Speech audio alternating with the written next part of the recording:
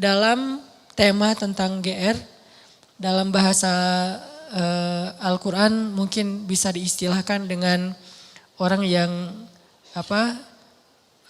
salah satu di antara amrodul qulub, di antara penyakit hati. Cuman kalau disebut amrodul qulub, penyakit hati kan agak-agak berat ya. Dan kurang sering kita alamin. Tapi kalau kegeeran kayaknya semua kita pernah ngalamin yang namanya GR. Kalau buat teman-teman yang streaming dari luar negeri, dari Malaysia, kan ada yang nanya tuh GR apa sih kan. Saya juga susah nerjemahin, ternyata GR itu bahasa Malaysia baru saya tahu tuh perasaan ya. Perasaan itu bukan meras ya, perasaan itu GR versi Malaysia atau over confidence. Nah, ada salah satu paragraf ayat GR di dalam Al-Quran. Salah satunya tuh di surat Al-Kahfi. Coba teman-teman buka surat Al-Kahfi ayat 32. Ini kisah orang yang kegeeran. Surat Al-Kahfi ayat 32. Kalau ayat kisahnya sih sampai 44. Tapi kita baca beberapa ayat aja. Surat Al-Kahfi ayat 32 sampai 44. Al-Kahfi itu surat ke 18. Ayat 32. Dan sampaikanlah perumpamaan kepada mereka tentang kisah dua orang laki-laki Bani Israel. Yang seorang kafir, namun kami beri kepada dia 2 buah kebun anggur yang kami kelilingi kedua kebun itu dengan pohon-pohon kurma. Dan di antara kedua kebun itu kami buatkan ladang.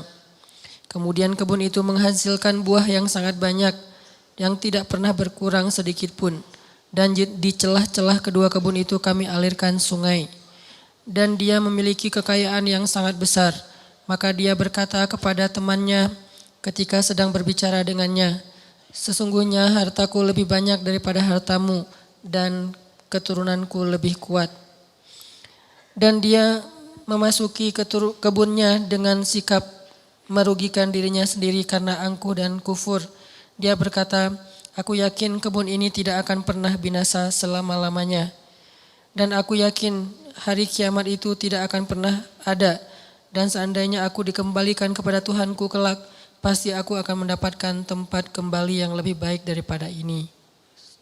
Sadaqallahul azim. Ini contoh orang yang GR. Gimana contoh orang yang GR? Dia itu jauh dari Allah. Malah kalau di ayat ini dia nggak beriman kepada Allah sebetulnya. Dia nggak menyembah Allah, dia syirik. Tapi dia ngerasa diistimewakan oleh Allah. Ada orang yang syariat nggak dia jalanin. Ibadah nggak dia lakuin. Akhlak nggak baik-baik amat. Dia punya harta tapi nggak pernah mau haji. Punya kelebihan harta nggak pernah bayar zakat. Nggak pernah bantu orang lain. Sholat sering ditinggalkan. Aurat dia buka. Tapi kehidupannya baik. Secara finansial dia sukses, karirnya luar biasa, terus networkingnya luas. Pokoknya hidupnya itu kayak nggak ada kekurangan apapun dalam urusan dunia. Lalu dia berpikir, oh kayaknya Tuhan nggak benci-benci amat sama saya. Jadi nggak penting-penting amat juga harus setaat yang si fulan. Buktinya tuh yang rajin ke masjid masih miskin. Buktinya tuh yang udah menjalankan syariat dengan baik masih susah. Buktinya yang udah haji ternyata kehidupannya nggak lebih baik dari saya.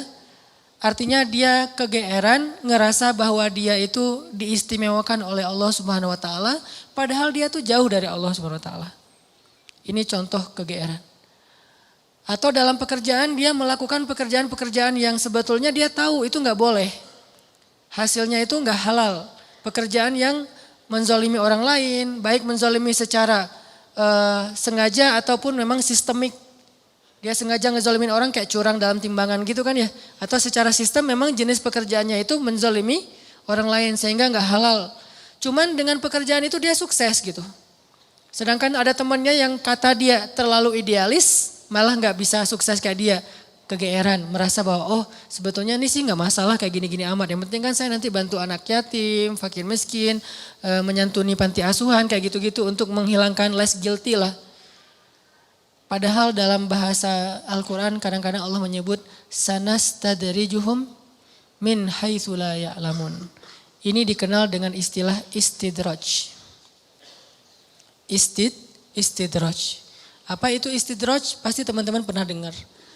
Istidraj itu Allah udah sampai ke tahap ngebiarin dia. Dan ini adalah paling bahaya dalam hidup seorang hamba. Ketika dia dicuekin sama Allah.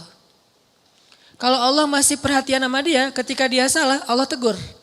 Ketika dia salah Allah kasih kesempatan. Ketika dia salah Allah kasih ujian. Supaya apa? Supaya dia insaf, terus dia balik kepada Allah Subhanahu wa taala. Kalau orang masih dikasih ujian, masih dikasih musibah, masih ditegur sama Allah dengan niat supaya dia balik, sebetulnya Allah masih perhatian sama dia. Justru ketika ada orang yang bikin dosa terus Allah biarin aja, nggak ada masalah setelah dia bikin dosa dan seterusnya, kayaknya hidupnya tuh lempeng, nyaman. Sebetulnya Allah lagi nyuekin dia dan dicuekin Allah itulah seburuk-buruk kondisi seorang hamba. Makanya ada surat pembukaannya itu adalah kata-kata cuek. Makanya surat itu kalau kita baca nggak boleh pakai bismillah. Ta'awuz langsung ke ayatnya. Yaitu surat apa? Surat Baro'ah. Atau nama lainnya adalah At-Taubah. Baro'atun. Arti Baro'atun tuh terserah lu deh gitu. Baro'atun tuh arti lainnya terserah kamu deh. Atau saya udah nggak mau ikut-ikutan ya. Atau bahasa lain udah cuek aja deh, biarin aja dia sendiri. Atau bahasa sosmednya Allah unfollow sama dia. Masih mending unfollow, masih bisa dilihat di history ya. Di blog, ini baro'atun. Kalau dalam bahasa surat yang lain, zarhum, biarkan mereka. Yakhudu wa yal'abu, bersenang-senang, bermain-main. Ini paling bahaya. Dan orang dalam kondisi kayak gini kadang-kadang kegeeran. Cuman kita husnuzon ke Allah, Allah gak baro'ah sama kita. Jangan sampai ada kesan gini teman-teman. Kita dulu mungkin pernah mengalami masa-masa yang kelam gitu ya. Atau kalau bahasa ustadz mah, atau bahasa fikih jahiliyah. Pernah mengalami masa-masa jahiliyah, banyak dosa, jauh dari Allah, ninggalin sholat kayak gitu-gitu. Hampir semua dosa-dosa besar itu kita pernah ngelakuin. Pas udah hijrah kita ngomong gini, ada untungnya juga sih ustadz, saya dulu pernah nakal. Kalau enggak saya jadi enggak kayak gini sekarang. Kalau enggak saya jadi enggak tahu kalau itu ternyata bahaya. Jadi dengan saya pernah nakal dulu, sekarang saya bisa ngedidik anak saya. Saya tahu anak saya kalau ada indikasi-indikasi mulai nakal nih saya tahu banget. Karena saya dulu pernah kayak gitu. Enggak ada untungnya teman-teman. Yang harus kita syukuri bukan kita pernah nakal. Yang harus kita syukuri kita pernah nakal tapi Allah masih kasih kita kesempatan. Itu yang kita syukuri, kesempatan tuh. Sampai akhirnya kita bisa berhijrah, Allah kasih hidayah, itu yang kita syukuri. Alam yajidaka yatiman fa'awa wa wajadaka dhallan dhal. Kenapa dhal itu kayak panjang bacanya? Karena sesat jauh gitu kan ya. Kita pernah tersesat jauh dan tersesat itu bukan hanya soal akidah, tersesat dalam masalah ketaatan, kita enggak taat kepada Allah, tersesat jauh, sibuk dengan dunia, kemudian kita foya-foya jauh banget dari Allah. Wa wajadaka dhallan fahada, Allah tarik balik kepada kebaikan. Yang harus kita syukuri bukan dolnya, tapi fahadanya, hidayahnya. Karena kalau kita berpikir untung juga saya dulu pernah nakal, ini bagian dari kita salah faham terhadap Allah. Jadi enggak ada baiknya kita pernah nakal, enggak ada baiknya kita pernah bandel, enggak ada baiknya kita pernah jahiliyah, pernah bikin dosa. Baiknya adalah alhamdulillah kita bisa taubat, bisa hijrah. Dan kalau kita dengar cerita orang-orang yang ngisahin masa lalunya, jangan takjub kepada dianya. Tapi kita takjub kepada Allahnya. Ya Allah baik banget ya. Dia udah sejauh itu Allah gak ilfil sama dia. Dia udah sejahat itu Allah gak ninggalin dia. Dia udah sezolim itu sama Allah, mencurangi hak-hak Allah. Allah gak nutup pintu rahmat untuk dia. Allah itu maha baik. Jadi yang kita kagumin tuh Allah yang udah nyelamatin dia dari masa-masa yang sulit. Bukan justru dia, oh hebat ya lo bisa bikin dosa terus taubat. Enggak, bukan dia yang hebat, Allah yang hebat. Karena betapa banyak orang yang Allah biarkan baro'atun dan matinya dalam keadaan su'ul khatimah. Dan Allah pasti punya alasan yang kita nggak mengerti. Yang jelas nggak mungkin Allah menzalimi hambanya. Jadi teman-teman, ada orang ketika dikasih nikmat, ketika dikasih kemudahan, ketika dikasih kelapangan rezeki, kadang-kadang dia jadi merasa bahwa berarti tidak ada yang perlu diperbaiki dari kehidupan saya. Tidak ada yang perlu diperbaiki dari amal-amal saya. Nggak ada yang perlu diperbaiki dari ibadah saya. Karena nggak ada masalah dalam hidup saya. Seolah-olah dia baru mau memperbaiki diri kalau ada masalah. Bukankah jauh dari Allah itu masalah paling besar? Musibah paling besar dalam hidup kita itu kalau kita jauh dari Allah, harusnya kita telat salat subuh juga, itu udah sedih tuh. Bukan hari ini telat salat subuh atau enggak salat subuh sampai dijamak dengan duha. Tapi hari ini enggak ada masalah. Enggak ada kerugian, enggak ada musibah, enggak ada kecelakaan, enggak ada masalah dengan pasangan. Jadi aman nih hari ini enggak ada masalah apa-apa. Bukankah masalah terbesar itu masalah terbesar kita itu bukan didiemin sama pasangan. Walaupun buat saya itu berat banget. Istri itu kalau udah diem buat saya itu musibah dunia nih. Diajak ngapa-ngapain sama teman, enggak dah kalau istri saya masih diem. Jadi saya bujuk-bujuk, cium tangan apa, enggak usah dibahas. Pokoknya gimana biar dia mau senyum dong, senyum, paksa-paksain senyum. Akhirnya dia senyum, alhamdulillah. Tapi sebelum saya maksain dia senyum atau bujuk-bujuk kayak gitu, saya ngelobi langit dulu. Langsung wudhu, sholat hajat. Ya Allah, engkau yang menggenggam hati istri saya, balikin dong hati dia ke saya.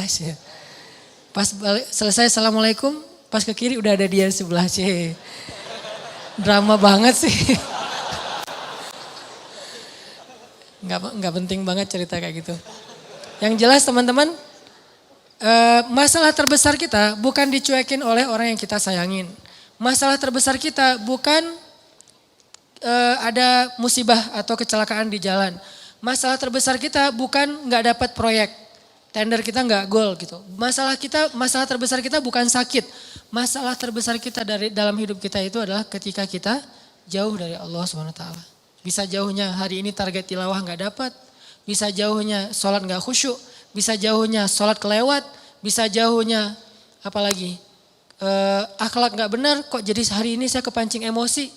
Bisa jauhnya ada orang butuh pertolongan ditolong oleh orang lain duluan bukan kita. Padahal kita butuh nolong dia. Jadi bukan dia yang butuh kita, tapi kita butuh nolong dia supaya Allah nolong kita. Tapi hari ini gak ada yang datang ke rumah kita, kan sedih tuh harusnya ya. Biasanya setiap hari ada aja yang minta tolong ke saya, tapi hari ini kok gak ada ya. Itu harusnya jadi masalah besar buat kita. Itu aja udah bisa bikin kita gak kegeeran. Dan nikmat terbesar dalam hidup kita bukan dikasih rezeki, walaupun itu kebaikan. Nikmat terbesar dalam hidup kita bukan dikasih pasangan, walaupun itu ya penting banget. Saya nggak berani ngomong nggak penting, bahaya nanti. Allah cabut lagi kan jadi jomblo, saya kan kasihan. Nggak bisa ngebully orang. Nikmat terbesar dalam hidup kita bukan dikasih pasangan walaupun itu penting. Nikmat terbesar dalam hidup kita itu bukan kaya raya, walaupun tuh pengen sih. Ada yang pengen miskin? Nabi Muhammad yang pengen miskin. Walaupun kita tahu itu baik tapi kita nggak berani. Kalau berani coba aja doa. Ya Allah please dong miskinkan saya. Nggak ada yang berani kan ya? Yang ada Allahumma rzuqni rizqan halalan thayyiban rizqan wasi'an, yang banyak, yang luas, yang halal. Gak ada yang berani, ya Allah kasih saya rezeki yang pas-pasan aja deh, jangan banyak-banyak amat nanti bingung mau diapain. Gak ada yang berani gitu. Umar doanya tuh pas lagi tawaf, ya Allah beri saya rezeki sesuai dengan kebutuhan saya. Jangan lebih dari itu, jangan kurang dari itu. Ini pertengahan nih. Kayak gini aja kita gak berani. Saya gak berani doa kayak gini nih. Karena kalau dikasih gitu, Allah kok gini-gini amat sih? Karena yang kita butuhkan itu apa? Baju, tempat tinggal, kendaraan, makan. Itu doang. Terus jalan-jalan itu bukan kebutuhan teman-teman. Jadi kalau misalnya kita berdoa kayak Umar, kita udah gak bisa traveling, having trip, jalan-jalan, have fun kayak gitu. Kayaknya udah gak bisa. Makanya saya gak mau doa kayak Umar. Ya Allah kasih saya rezeki yang banyak, tapi jangan sampai saya jadi kufur kepada engkau gitu. Doa yang paling aman lah ya.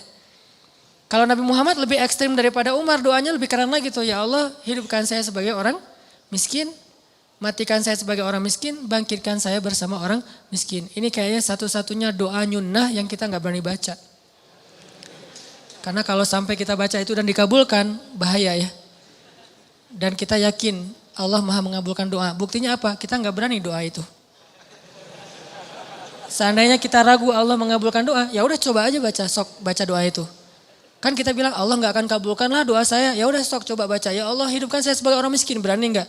Kalau kita nggak berani, berarti secara alam bawah sadar kita masih mengakui Allah maha mengabulkan doa. Buktinya nggak berani minta miskin. Balik lagi, nikmat terbesar yang Allah kasih kepada kita adalah nikmat kedekatan kita dengan Allah Subhanahu wa taala.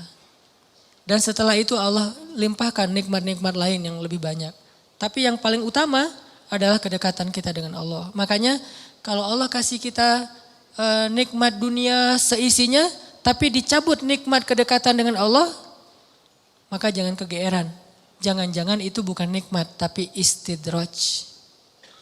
Kalau kita ngerasa bahwa hidup kita kayaknya lebih nyaman daripada teman kita yang ahli ibadah, jangan kegeeran. Jangan-jangan kita sedang diberikan nikmat biasa, sedangkan dia diberikan nikmat yang luar biasa. Apa nikmat luar biasa? Kenapa dia miskin terus? Karena Allah pengen dekat sama dia. Mungkin dengan miskin dia sering berdoa. Dengan dia sakit dia sering berdoa. Dengan dia dapat masalah terus dia sering berdoa. Sedangkan kita ketika dikasih solusi ke lapangan rezeki jarang berdoa. Ibadahnya gak getol.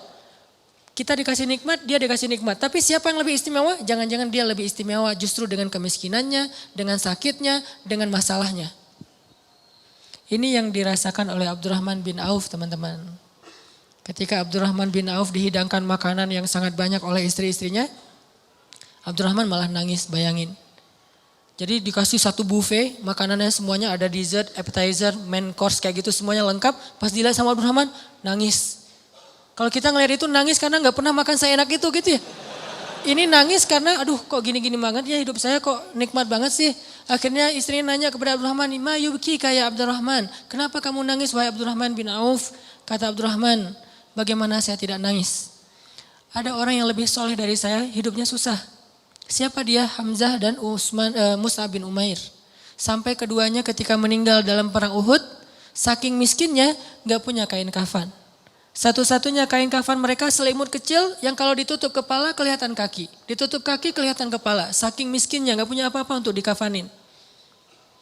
Sedangkan saya yang amalnya sedikit Allah limpahkan nikmat yang sangat banyak. Saya jadi curiga," kata Abdurrahman bin Auf. Curiga apa?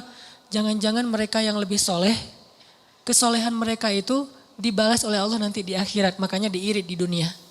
Sedangkan saya gak soleh-soleh amat, ketidaksolehan saya itu dibalas di dunia. Terus dapat apa nanti saya di akhirat? Nangislah Abdurrahman bin Auf, gak jadi makan. Ini artinya orang kaya tapi gak GR. Kalau yang barusan kita baca di surah Al-Kahfi, orang kaya GR. Allah sayang banget ya sama saya. Nanti kalau saya meninggal pasti dikasih yang lebih banyak lagi. Ini teman-teman. Ternyata ukurannya biar kita gak GR itu adalah siapa yang paling dekat kepada Allah. Kalau ada orang kaya dengan kekayaannya rajin sedekah, kita harus acungkan jempol. Oh berarti dia dengan kekayaan itu makin soleh. Kalau kita dengan kekayaan rajin sedekah, rajin bantu orang lain, mudah-mudahan kita husnuzon di sini. Tapi kalau dengan kekayaan kita jadi lalai, jangan kegeeran.